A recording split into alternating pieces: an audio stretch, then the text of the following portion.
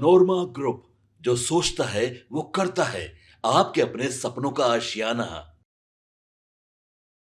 प्रशांत किशोर यानी पीके और जनसुराज की ओर से लगातार आरोप झेल रहे दिलीप जायसवाल ने आखिरकार चुप्पी तोड़ी है। उन्होंने मीडिया से बात करते हुए स्पष्ट किया कि पीके की ओर से जो भी आरोप लगाए जा रहे हैं वे पूरी तरह से बेबुनियाद, भ्रामक और राजनीतिक लाभ के लिए गढ़े गए हैं। दिलीप ने इसे एक सुनियोजित साजिश बताया, जिसका मकसद उनकी छवि को धूमिल करना और जनता के बीच भ्रम फैलाना है। दरअसल बीते दिनों पीके ने एक प्रेस कॉन्फ्रेंस करके दिलीप जायसवाल पर राजेश शाह हत्याकांड में संलिप्तता का आरोप लगाया। पीके ने दावा किया कि इस मामले की निष्पक्ष जांच होनी चाहिए और भाजपा को बताना चाहिए कि वह ऐसे लोगों को क्यों संरक्षण दे रही है।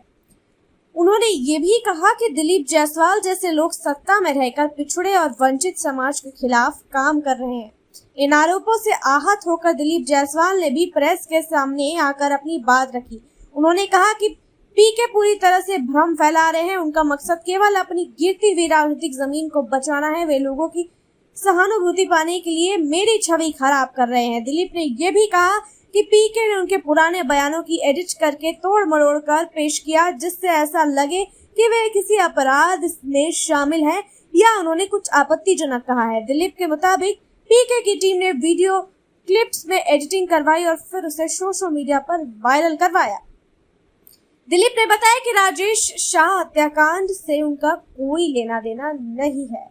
उन्होंने मांग की कि इस मामले की जांच उच्च स्तर पर हो ताकि दूध का दूध और पानी का पानी हो जाए। उन्होंने यहाँ तक कहा कि अगर जांच में उनका नाम सामने आता तो वे खुद सजा भुगतने को तैयार हैं, लेकिन अगर वे निर्दोष साबित होते हैं तो पीके को सार्वजनिक रूप से माफी मांगनी चाहिए। उन्होंने कहा, मुझे झूठे केस में फंसाने की कोशिश हो रही है, लेकिन मैं न डरने वाला हूँ न झुकने वाला हूँ। बिहार की जनता सब देख रही है, चुनाव नजदीक है और कुछ लोग हर हथकंडा अपना कर अपनी राजनीति चमकाना चाहते हैं। दिलीप ने पीके के अभियान जनसुराज पर भी तीखा हमला बोला। उन्होंने कहा कि पीके कभी खुद किसी भी पद पर नहीं रहे, न उन्होंने कोई चुनाव लड़ा और न ही कोई पार्टी चलाई, फिर भी वो खुद को राज्य का सबसे बड़ा शुभचिंतक बताते हैं। उन्होंने पूछा, क्या सिर्फ पदयात्रा करने से कोई नेता बन जाता है? दिलीप ने कहा कि पीके की राजनीति सिर्फ मीडिया की सुर्खियां बटोरने और सोशल मीडिया के लाइक्स पर टिकी है। वे जमीनी हकीकत से दूर हैं और जब उन्हें लगा कि उनकी पदयात्रा से कोई असर नहीं हो रहा तो अब वे दूसरों पर कीचड़ उछालने लगे हैं। दिलीप जायसवाल ने यह भी आरोप लगाया कि पीके का पूरा अभियान एक कॉर्पोरेट स्टाइल ऑपरेशन है, जिसमें बड़ी कंपनियों का पैसा लगा है। उन्होंने सवाल किया कि आखिर एक गैर राजनीतिक व्यक्ति इतने बड़े बड़े इवेंट्स और प्रचार में पैसा कहां से खर्च कर रहा है। जनता को अब समझ आ गया है कि कौन असली है और कौन नकली। पीके जैसे लोग सिर्फ हवा में बातें करते हैं, जबकि हम लोग सालों से जनता के बीच हैं, उनके दुख दर्द में साथ हैं। हम विकास की राजनीति करते हैं, न कि झूठे आरोपों की। पीके द्वारा दिलीप पर पिछड़े और वंचित समाज के विरोधी होने का जो आरोप लगाया गया, उस पर भी दिलीप ने जोरदार जवाब दिया। उन्होंने कहा, मैं खुद एक मध्यम वर्गीय संघर्षशील परिवार से आता हूँ। मैं हर वर्ग के लिए काम करता हूँ, चाहे वह दलित हो, पिछड़ा हो, अल्पसंख्यक हो या अगड़ा। पीके को समाज बांटने की आदत है। मैं सभी को साथ लेकर चलने में यकीन रखता हूँ। प्रेस कॉन्फ्रेंस के दौरान दिलीप के समर्थकों ने भी पीके के खिलाफ नारे लगाए और कहा कि पीके सिर्फ कैमरे के सामने नेता बनने की कोशिश कर रहे हैं, जनता उनके साथ नहीं है। इस पूरे मामले पर भाजपा और अन्य दलों की नजर भी टिकी हुई है। माना जा रहा है कि जैसे जैसे चुनाव नजदीक आएंगे, ऐसे आरोप प्रत्यारोप और तेज होंगे, मगर जनता सब देख रही है कौन सच बोल रहा है और कौन सियासी स्क्रिप्ट पढ़ रहा है। दिलीप जायसवाल की इस प्रतिक्रिया ने एक बात तो साफ कर दी है, वे अब रक्षात्मक नहीं बल्कि आक्रामक मुद्रा में है। उन्होंने पीके को खुली चुनौती दी है कि अगर उनमें दम है तो वे कोर्ट में सबूत पेश करें। अंत में यही कहा जा सकता है कि बिहार की राजनीति में एक नया मोड़ आ चुका है। दिलीप और पीके के बीच की यह लड़ाई केवल दो व्यक्तियों की नहीं हो गई है, बल्कि यह साख, विचारधारा और रणनीति की लड़ाई बन चुकी है। जनता तय करेगी कि कौन सच्चा है कौन झूठा, मगर फिलहाल तो इस राजनीतिक जंग ने बिहार की सियासत में खूब हलचल मचा दी है। देखते हैं इस मामले में आगे और क्या कुछ अपडेट आता है। तब तक के लिए आप देखते रहिए भारत लाइव। आपके सपनों को हमने सजाया है। ई होम्स पैनोरामा को हमने बनाया है। ई होम्स मेरा एक सपना था जिस पे मैं पिछले 4 साल से काम कर रहा था। हमने जो बनाया है वो सबने है माना।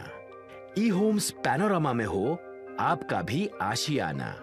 और फाइनली हमने 2021 में इस प्रोजेक्ट को लॉन्च किया। बहुत लोग अप्रिशिएट कर रहे हैं कि पूर्णिया जैसे शहर में, बिहार के, एक तो बिहार की बात करें उसमें भी पूर्णिया जैसे छोटे जगह में इस तरह का लाइफस्टाइल देना, ये सुन के हम लोगों को बहुत अच्छा लगता है।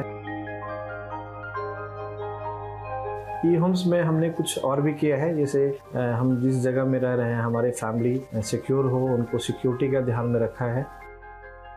आपकी सुविधा और सुरक्षा आपके लिए खास है, ये आपका विश्वास है। इसमें आर्टिफिशियल इंटेलिजेंस का 7 लेयर सिक्योरिटी का हमने इस्तेमाल किया है। लस ग्रीन कैंपस को बनाया है। यदि हमारा बाउंड्री वाल है तो वो वर्टिकल गार्डन है।